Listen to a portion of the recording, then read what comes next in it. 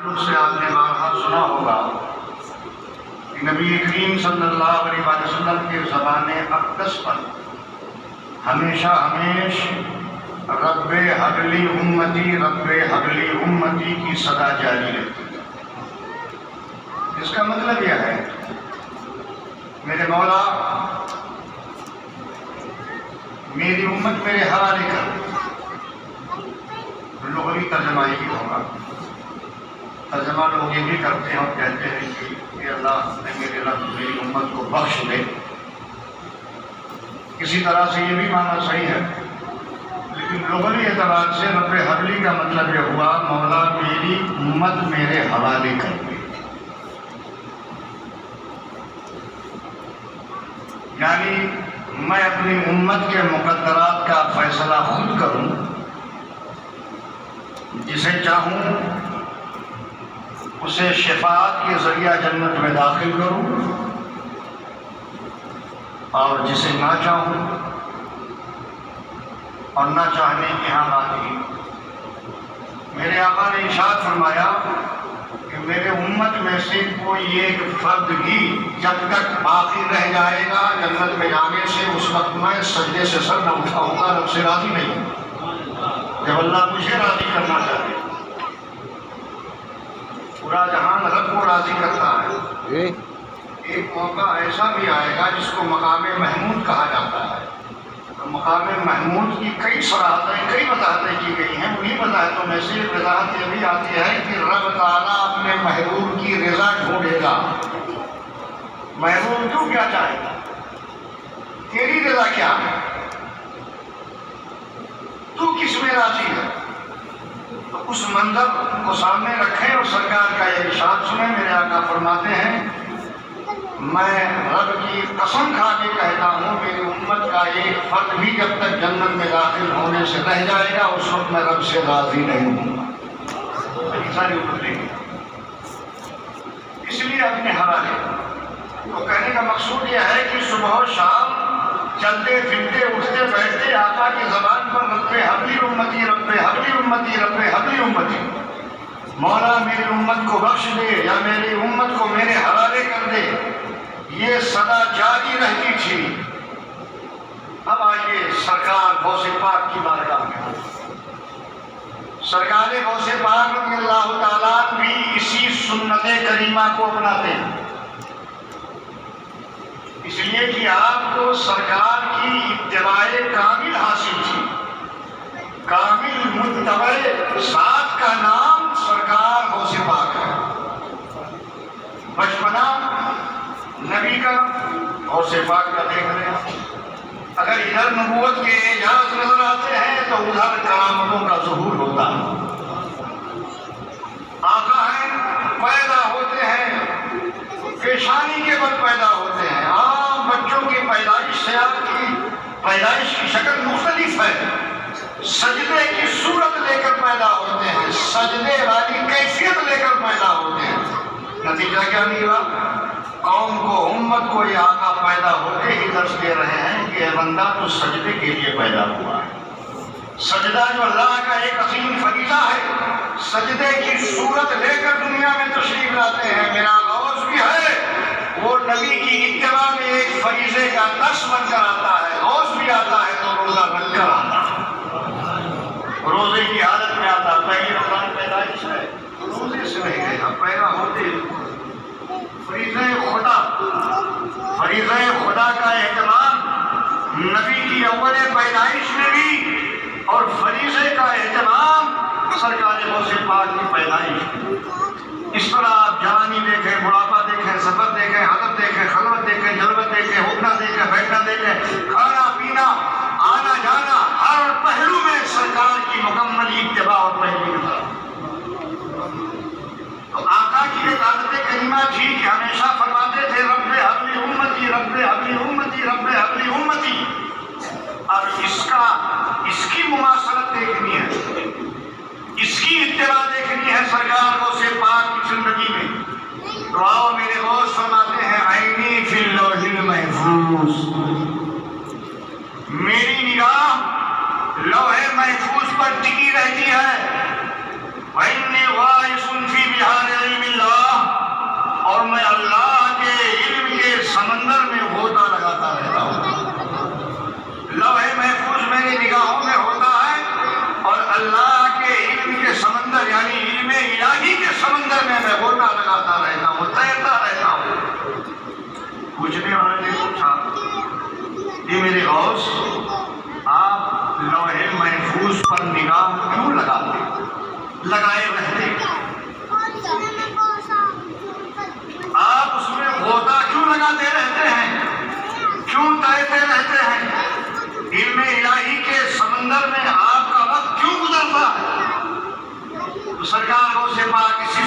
کریمہ کا جواب دیتے ہیں۔ میرے آقا ہمیشہ فرماتے تھے رب حبلی امتی، رب حبلی امتی، اسی کائنات، اسی کی مماثلت، اسی کی اتباع۔ فرماتے ہیں سرکار سیدنا غوث پاک رضی اللہ تعالیٰ کہ میں امت محمدیہ کے مقدرات کو پڑھتا ہوں لوح محفوظ میں، ان کی قضائیں دیکھتا ہوں، ان کی تقدیریں دیکھتا ہوں کہ رب نے ان کے بارے میں کیا فیصلہ صادر فرمایا۔ مقدرات امت محمدیہ کا جائزہ لیتا ہوں، دیکھتا رہتا ہوں، پڑھتا رہتا ہوں میرے نبی کا کون سا امتی کس خانے میں ہے، کیا وہ بخشے ہوئے لوگوں میں ہے یا رادے ہوئے لوگوں میں ہے، جنتیوں میں اس کا نام ہے یا جہنمیوں میں اس کا نام ہے، اچھوں میں اس کا نام ہے یا بروں میں اس کا نام ہے۔ میں مقدرات کا جائزہ لیتا رہتا ہوں، قضا پر نگاہ ڈالے رہتا ہوں۔ سرکار پھر آپ کو کیا ملتا ہے اس میں؟ سرکار غوث پاک فرماتے ہیں منہم السعداء ومنہم الاشقیاء۔ میں امت محمدیہ کا جب جائزہ لیتا ہوں تو دیکھتا ہوں اجمالی طور پر مجھے دو جماعت نظر آتی ہے، ایک بخشے بخشائے لوگوں کی، اچھے لوگوں کی، نیک بختوں کی، جنہیں سعداء کہا جاتا ہے۔ سعید کی جمع سعداء مطلب سعادت سے ہے، یعنی نیک بختوں کی جماعت نظر آتی ہے۔ اس میں نمازی ہوتے ہیں، روزے دار ہوتے ہیں، پرہیزگار ہوتے ہیں، اچھے کام کرنے والے ہوتے ہیں، مومن کی خیرخواہی کرنے والے ہوتے ہیں۔ اور دوسری طرف ومنہم الاشقیاء، جب ایک دوسری طرف نگاہ ڈالتا ہوں تو اس میں امت محمدیہ کے ان بدبختوں کی صورت نظر آتی ہے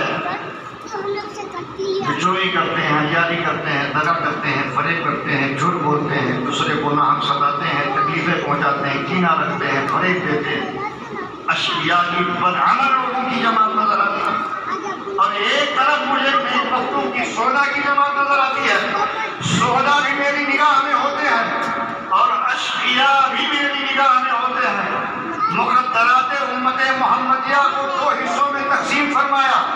آپ نے ارشاد فرمایا ایک اچھے اعمال والے جنہیں سعداء کہا جاتا ہے، ایک غلط اعمال والے جنہیں اشقیاء کہا جاتا ہے۔ اسی کو فرمایا میرے غوث نے منہم السعداء ومنہم الاشقیاء۔ اس میں کچھ سعداء ہوتے ہیں، نیک بخت ہوتے ہیں، اس میں کچھ بدبخت ہوتے ہیں، برے اعمال والے ہوتے ہیں۔ پھر پوچھا گیا سرکار پھر آپ کرتے کیا ہیں؟ یہ دیکھ دو جماعتوں کو دیکھ کر آپ کرتے کیا ہیں؟ اب میرے دوست کا جواب سنو۔ سرکار غوث پاک رضی اللہ تعالیٰ عنہ فرماتے ہیں میں ان دونوں جماعتوں کو جب دیکھ لیتا ہوں تو اللہ کی بارگاہ میں اپنا ہاتھ اٹھاتا ہوں اور دعا کرتا ہوں، ان دونوں کے لیے دعائے خیر کرتا ہوں۔ میری دعا ان کے لیے جاری ہوتی ہے اور خالی ایک دو بار نہیں کر دیتا ہوں، میری نگاہ ٹکی رہتی ہے، میں دعا کرتے ہی رہتا ہوں۔ ادھر آقائے کائنات صلی اللہ علیہ وسلم رب حبلی امتی، رب حبلی امتی صبح و شام صدا جاری ہے۔ ادھر سرکار غوث پاک ہے، اتباع رسالت میں ہمیشہ دعا کرتے ہی رہتے ہیں۔ اے میرے غوث آپ کی دعا سے کیا ہوتا ہے؟ تو غوث فرماتے ہیں جب میں سعداء کے لیے دعا کرتا ہوں، نیک بختوں کے لیے دعا کرتا ہوں تو اللہ تعالیٰ ان کے درجوں کو بلند فرما دیتا۔ وہ نیچے خانے میں ہوتے ہیں تو اللہ انہیں بلندی عطا فرماتا۔ 8 جنتیں سنی ہیں آپ نے، حشر بہشت کا نام سنا ہے آپ نے، اسی میں جنات النعیم بھی ہے، جنات عدن بھی ہے، جنات الفردوس بھی ہے، جنات نزول بھی ہے۔ اس طرح سے جنت کی 8 قسمیں علماء بیان فرماتے ہیں۔ تو 8 طبقات ہیں جنت کے۔ نتیجہ یہ نکلا سعداء میں سے، نیک بختوں میں سے اگر کوئی شخص جنت کے پہلے خانے میں تھا، پہلے حصے میں تھا، پہلی منزل میں تھا، تو غوث فرماتے ہیں اللہ میری دعا سے اس نیک بخت کے درجے کو بڑھا دیتا ہے، یعنی نچلے درجے سے اونچے درجے میں کر دیتا ہے۔ پتا کیا چلا کہ جنت میں درجہ جو ملتا ہے یا ملے گا میرے غوث کی دعا سے ملے گا۔ اب جو غوث جنت میں درجہ دلائے اس غوث سے محبت نہیں ہونی چاہیے؟ کس سے محبت کریں؟ کس سے محبت کریں؟ سعداء کے لیے دعا ہوتی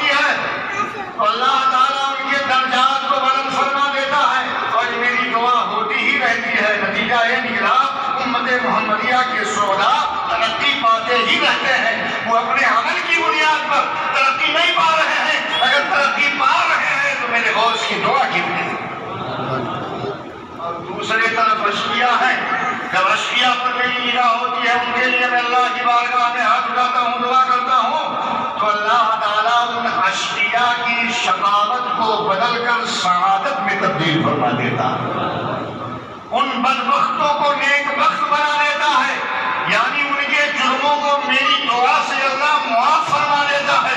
وہ معافی پا کر ابھی تک جہنمیوں کے کھانے میں تھے، اشقیاء کے کھانے میں تھے، مگر میری دعا سے اللہ تعالیٰ انہیں جنتی بنا دیتا ہے، انہیں نیک بخت بنا دیتا ہے۔ ایک اور سوال اس پر پیدا ہوگا، کیا اللہ کا لکھا ہوا ٹلتا ہے؟ عام لوگوں میں ہی مشہور ہے کہ اللہ نے جو فیصلہ کر دیا اس میں تبدیلی ممکن نہیں۔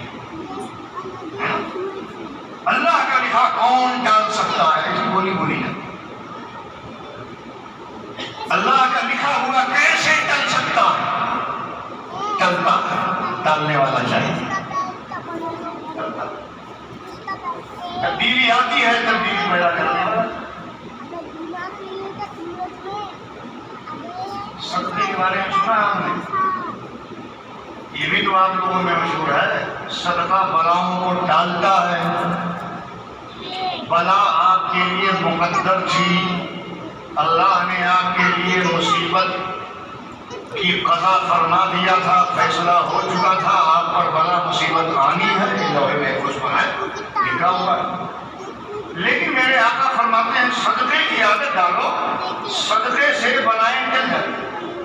جو بلا مقدر میں ہے صدقہ بلاؤں کو، یہ بھی سچ ہے۔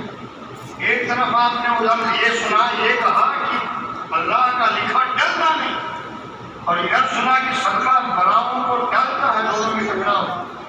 جب بلا ٹالتی ہے صدقہ، صدقے سے بلا ٹلتے ہیں تو پھر قضا میں تبدیلی ہوگی۔ پھر آپ کا یہ کہنا کہ اللہ کا لکھا ہوا نہیں بدلتا، یہ صحیح نہیں ہوا، ورنہ پھر یہ نہیں صحیح ہوگا، دونوں میں ٹکراؤ ہوگا۔ یا تو یہ کہو کہ صدقہ بلاؤں کو ڈالتا نہیں، یا پھر یہ کہو کہ اللہ کا لکھا ہوا بدلتا ہے، دونوں میں سے ایک ہی صحیح ہوگا۔ اچھا چلیے، صدقہ کسے کہتے ہیں؟ صدقہ ضروری نہیں 1 لاکھ ہو، 1 کروڑ ہو، آپ کی 1 اٹھنی چونی بھی صدقہ ہے، اس میں اماؤنٹ نہیں دیکھا جاتا، شرح نہیں دیکھی جاتی۔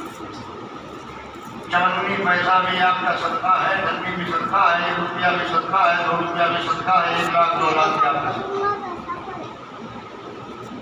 54 پیش کی آپ نے صدقے کی نیت سے، اور یہ برحق ہے کہ صدقہ بلاؤں کو ڈال دیتا ہے۔ پتہ کیا چلا؟ آپ کی 54 میں بلا ڈال دیا۔ تو کیا آپ کی 54 سے میرے غوث کی دعا کمزور ہے؟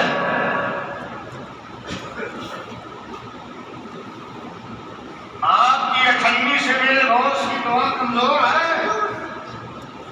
اگر آپ کی 54، آپ کی 58، آپ کا 1 روپیہ 2 روپیہ بلاؤں کو ڈالتا ہے تو میرے غوث کی دعا قضاؤں کو ڈالتا ہے، قضاؤں میں تبدیل پیدا کرتا ہے۔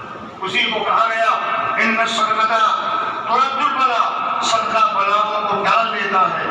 اور کہا گیا ان الدعاء یرد القضاء، دعائیں بلاؤں کو ڈال دیتی ہیں، دعائیں قضا میں تبدیلی لے آتی ہیں۔ تو سرکار کو سے پاک کی یہ دعا جو اللہ نے ایک جماعت کے لیے فیصلہ کر دیا تھا، یہ اشقیاء ہیں، یہ اپنے اعمال خبیثہ کی بنیاد پر جہنم میں جائیں گے، رب نے لکھ دیا تھا، مگر میرے غوث کی دعا کا نتیجہ یہ ہوتا ہے اللہ تعالیٰ اپنے لکھے ہوئے میں تبدیلی لے آتا ہے، ان کی شقاوت کو ختم کر دیتا ہے، اور اس کھانے سے نکال کر انہیں اشقیاء سے خارج کر کے سودا میں داخل کر دیتا ہے، جہنمیوں کے کھانے سے نکال کر انہیں جنتی بنا دیتا ہے۔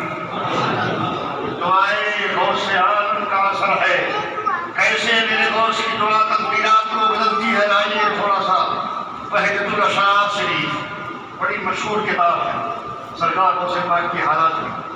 یہ کتاب ایسی کتاب ہے کہ جس میں راوی جیسے کہ بخاری شریف میں راویوں کا ذکر ہے، سیاہ ستہ کی حدیثوں میں متن حدیث سے پہلے سند حدیث پیش کی گئی ہے۔ الحمدللہ یہ آپ کے مولانا محمد نسیم صاحب قبلہ ہیں، جن کو میں نے 40 حدیثیں متن اور سند کے ساتھ یاد کروا دیا ہے۔ یہ حدیث ہے، یہ کوئی عام نہیں ہے، یہ تو قسمت آپ کی، آپ کو یہ مل گئی۔ الحمدللہ صوم و صلاۃ کے پابند پہلے بھی رہے، آج بھی پابند ہیں، اور 40 حدیثیں میری یاد کرائی ہوئی، میری سنی ہوئی ان کے سینے میں محفوظ ہے۔ اور صرف متن حدیث نہیں، سند حدیث بھی محفوظ ہے۔ اب تو آپ سمجھ گئے ہوں کہ میرا کیا رشتہ ہے، بتانے کی ضرورت نہیں۔ کئی سال میں تدبیر میں رہے، کئی سال میں نے انہیں پڑھایا۔ الحمدللہ اس پڑھائی کے زمانے میں ان کو 40 حدیثیں متن و سند کے مجھے یاد کرانے کا شرف حاصل ہوا، اور میں یہ سمجھتا ہوں اپنی زندگی کے تمام اثاثوں میں یہ اثاثہ میرے لیے بہت قیمتی ہے، اور ہو نہ ہو اللہ میری مغفرت کا باعث انہی کی حدیث یادگاری بنا دے۔ ان کا حدیث یاد کرنا میرے مغفرت کا ذریعہ بنا۔ میں نے یاد تو نہیں کیا، یاد کرایا۔ حدیث پاک میں آیا، فقہ نے حدیث پاک سے سبق لیتے ہوئے، شعور لیتے ہوئے کہا، دال علی الخیر کفاعلہ، کسی کام کا سجھاؤ دینے والے کو بھی اتنا ہی، کسی اچھے کام کے سجھاؤ دینے والے کو بھی اتنا ہی ثواب ملتا ہے جتنا کرنے والے کو ملتا ہے۔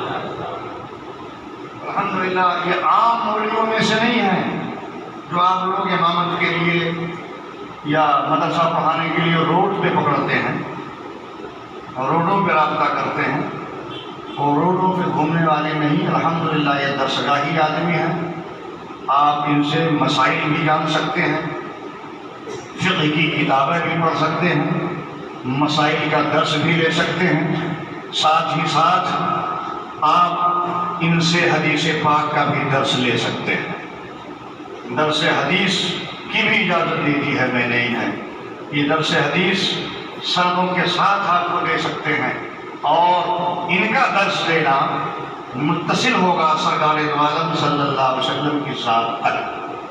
اگر وہ حدیث مرفوع ہے جس کا یہ درس دیں گے تو ان سے سلسلہ متصل ہوگا سرکار تک۔ اگر حدیث موقوف ہے اس کا درس دیں گے تو ان کا سلسلہ متصل ہوگا صحابہ سے، اور اگر حدیث مقطوع کا درس دیتے ہیں تو ان کا سلسلہ ملتا ہوا نظر آئے گا تابعین کرام سے۔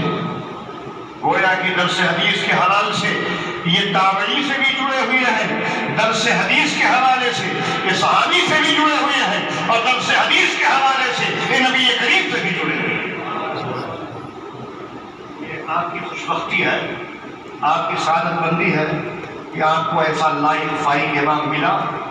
انہیں عام مولوی سمجھ کر ان کی اقتدا نہ کیجیے، بلکہ اہل سنت والجماعت کا ایک قیمتی سرمایہ سمجھ کر ان کی اقتدا کیجیے، ان کا احترام کیجیے، قیمتی ذات ہے۔ اللہ ان کی عمر میں برکت عطا فرمائے، اور آپ سب جتنے بھی سجدے ان کے پیچھے کریں اللہ ان تمام سجدوں کو قبول فرمائے، تمام سجدوں کو قبول فرمائے۔ تو میں عرض کر رہا تھا کہ سیاہ ستہ میں متن حدیث کے ساتھ ساتھ سند حدیث بھی موجود ہے، کہ راوی حدیث جب بیان کرتا ہے تو کہتا ہے مجھ سے فلاں نے کہا، مجھ سے انہوں نے کہا، مجھ سے انہوں نے کہا، مجھ سے انہوں نے کہا، پھر وہ آخر تک پہنچ جاتا ہے۔ ایسے ہی بہجت الاسرار شریف میں جتنی روایتیں غوث پاک رضی اللہ تعالیٰ عنہ کے تعلق سے منقول ہیں، مستور ہیں، ان تمام روایتوں کی سند موجود ہے، اور اتفاق دیکھیے اس سند میں سب اولیاء کرام ہیں، سب اولیاء کرام ہیں، سارے کے سارے لوگ ولایت کے منصب پر فائز ہیں۔ اسی بہجت الاسرار شریف کی روایت ہے، ابو المظفر ایک سوداگر تاجر تھا، یہ آیا ابو المظفر حسن ابن تمیمی،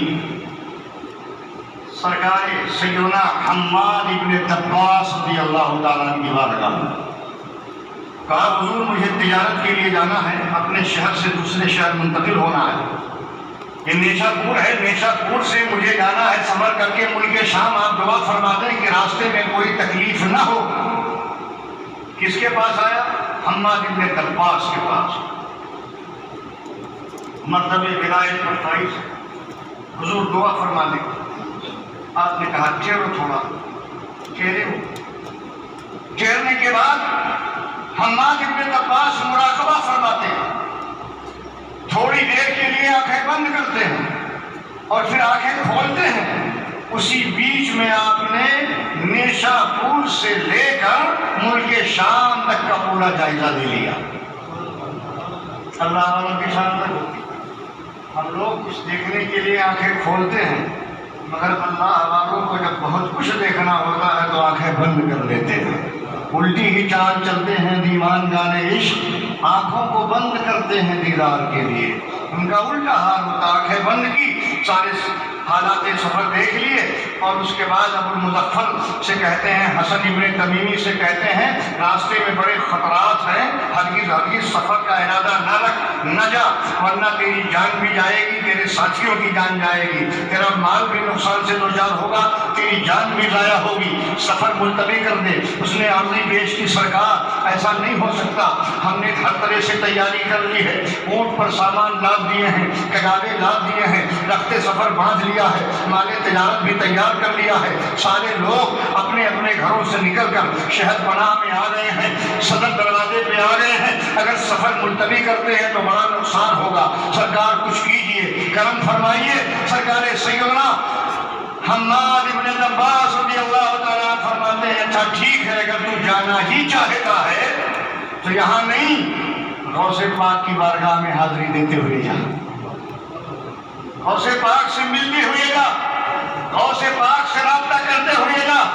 اب یہ حماد ابن دباس جاتا ہے، سرکار غوث پاک کی بارگاہ میں حاضری دیتا ہے، دعائیں دیتا ہے اور سفر کی اجازت لیتا ہے، آگے بڑھتا ہے۔ جب جاتا ہے 1 منزل 2 منزل 3 منزل 4 منزل، منزلوں پہ منزلیں طے کرتا ہوا آگے بڑھتا ہے، 1 منزل پہ خیمہ لگاتا ہے رات گزارنے کے لیے، سب کھانا پکاتے ہیں، جس کے پاس موجود جو ہوتا ہے کھاتے ہیں پیتے ہیں، بستر لگا کے سو جاتے ہیں۔ رات میں ہر کوئی یہی خواب دیکھتا ہے کہ ڈاکوؤں نے حملہ کیا ہے، جانی نقصان پہنچایا ہے، مالی نقصان پہنچایا ہے، پھر قتل و غارت کی بھی صورت میں سامنے آئی ہے، لوگوں کے خون کو بھی بہایا گیا ہے۔ صبح یہ اٹھتے ہیں، پھر اپنا سامان سمیٹتے ہیں اور جانوروں کو اٹھاتے ہیں، اپنے سفر کا آغاز کرتے ہیں، ملک شام پہنچتے ہیں، سامان تجارت دیتے ہیں، پیسہ حاصل کرتے ہیں، مزید سامان خریدتے ہیں، خوب نفع اٹھاتے ہیں، خوب برکت ہوئی اس سفر میں۔ اور اس کے بعد ان لوگوں نے کیا کیا کہ حضرت حماد ابن دباس کے لیے بھی تحفے کا ایک سامان خریدا، اس کا بھی ایک بنڈل بنایا،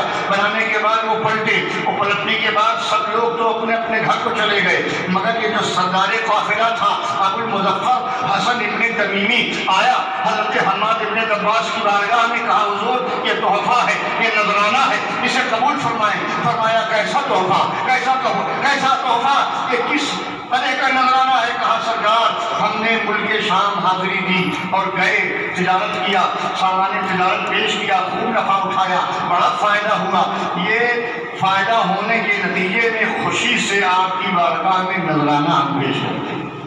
آپ نے قبول فرمایا۔ اس کے بعد میں وہی ابو المظفر کہتا ہے، حسن ابن تمیمی جس کا نام تھا، اس نے کہا حضور لیکن ایک بات نہیں سمجھ میں آئی، آپ نے یہ فرمایا تھا کہ سفر نہ کرو، راستے میں بڑے خطرات ہیں، ڈاکو حملہ کریں گے، جان و مال کا نقصان ہوگا، لیکن الحمدللہ ہمیں کچھ نہیں ہوا، ہم بخیر و عافیت گئے، بخیر و عافیت واپس آئے، سامان تجارت دیا، نفع اٹھایا، مال دیا، لیا، واپس آئے، یہ آپ کی بارگاہ میں نذرانہ ہے، ہمیں کچھ نہ ہوا۔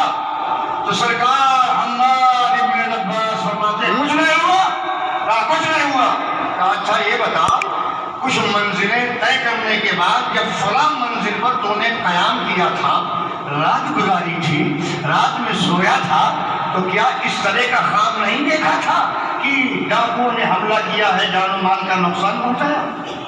کہا ہاں حضرت یہ تو ہم نے دیکھا تھا۔ سبحان اللہ، یہ ولیوں کی شان ہوتی ہے۔ نیشا پور میں بیٹھے ہیں، ملک شام کا سفر ہے، اور کون سا آدمی رات کی تنہائی میں کیسا اور کیا خواب دیکھ رہا ہے ولی کو معلوم ہے۔ جب ولی کے لیے علم کا حال ہے تو ہم سب کے نبی کے علم کا کیا